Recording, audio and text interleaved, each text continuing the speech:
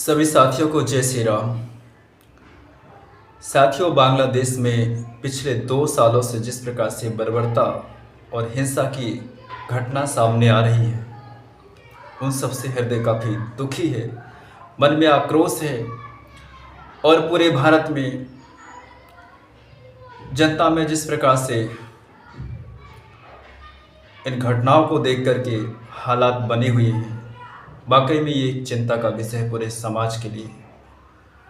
मैं नहीं करता हिंदू मुस्लिम, मैं तो संविधान का पालन करता हूँ। मैं तो देश और कानून की व्यवस्थाओं में रह करके उनका सम्मान करता हूँ। क्या मेरी यही सबसे बड़ी भूल है? मैं नहीं विश्वास करता कुछ लोग होंगे जो एक समुदाय दूसरे समुदाय के बीच विच्छेद का भाव रखते होंगे। मैं तो समता और समान समाज का समर्थक हूँ, लेकिन क्या यही सबसे बड़ी भूल है? आपने मुझसे काट करके, मुझे समझा करके पाकिस्तान बना लिया, अफ़गानिस्तान बना लिया और देश आज़ाद होने के बाद अपने ही देश के बीच एक भूभाग को जिसे अपना हिस्सा मानना था, उसे बांग्लादेश नाम दे दिया।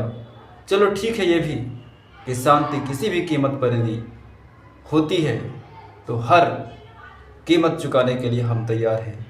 लेकिन क्या हुआ 50 सालों के बाद? वो 50 साल भी पूरे नहीं हुए कि हालात बदल गए। वही कट्टरता जो 1947 में भारत और पाकिस्तान के बंटवारे के बाद देखी गई थी, वही कट्टरता 1971 में देखी गई और वही कट्टरता फिर एक बार हम देख रहे हैं।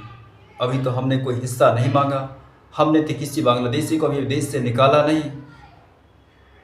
तो जितना सहनशीलता हमारे अंदर है, उससे कहीं ज़्यादा हमें बर्बरता देखने को मिलती है।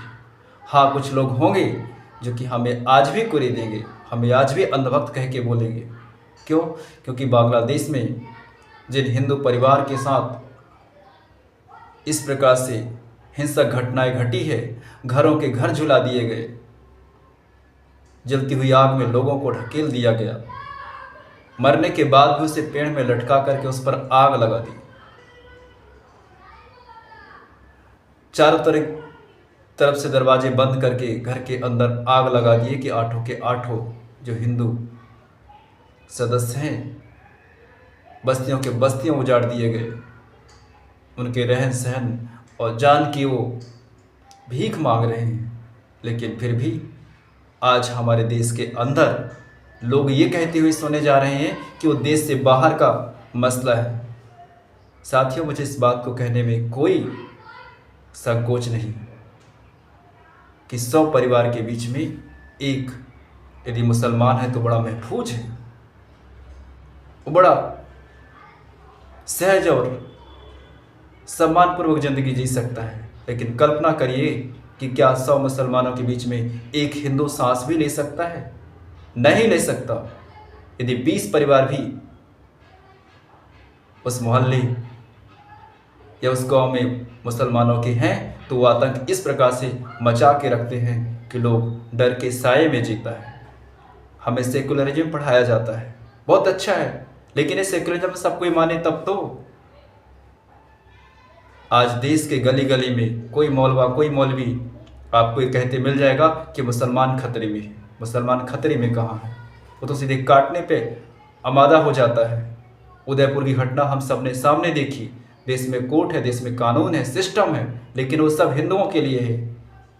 और कट्टरपंथी खुलेआम सड़कों पर धमकियाँ देते मिलते हैं, खुलेआम वीडियो उनकी वायरल होती है, उन पर कोई कार्रवाई नहीं होती।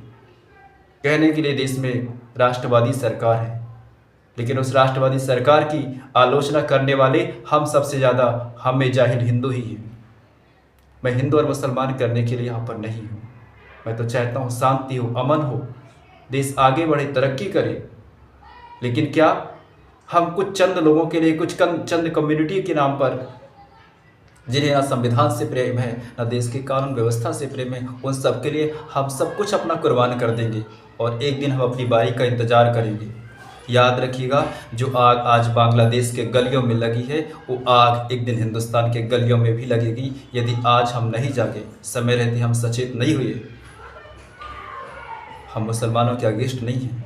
वो मुसलमान जो देश के साथ कंधे से कंधे तक मिला करके चलने के लिए तैयार हैं और जो चले हैं उनका आज भी हिंदुस्तान में स्वागत है। लेकिन हिंदुओं, अब तो संभल जाओ। अब तो आंखों के सामने देख लिया, 1947 की घटना नहीं देखी थी आंखों के सामने, 1971 की घटना भी नहीं देखी थी, 2024-25 तो देख लिया।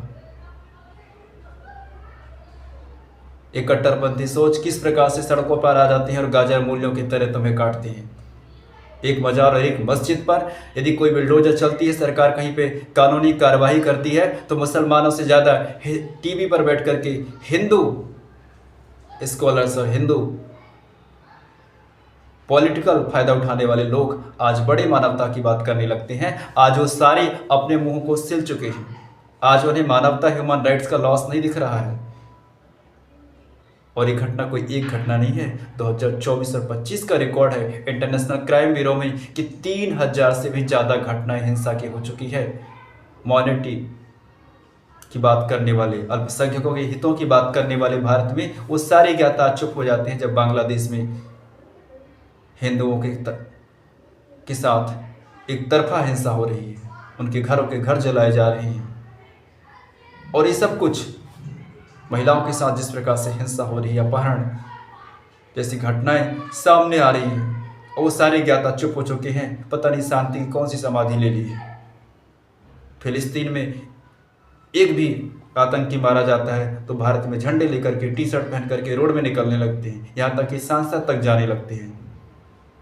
आप बेशक अपने हितों के लिए बात रखिए, अपने हकों के लिए लड़ाई लगिए, लेकिन आप अपने समाज और अपने आने वाली पीढ़ी के लिए भी सोचिए, नहीं आप बुद्धचिल कहे जाएंगे, बुद्धचिल। साथियों, अंदर से काफ़ी भरा हुआ हूँ, लेकिन संयम के साथ हमें इस वक्त काम लेना होगा।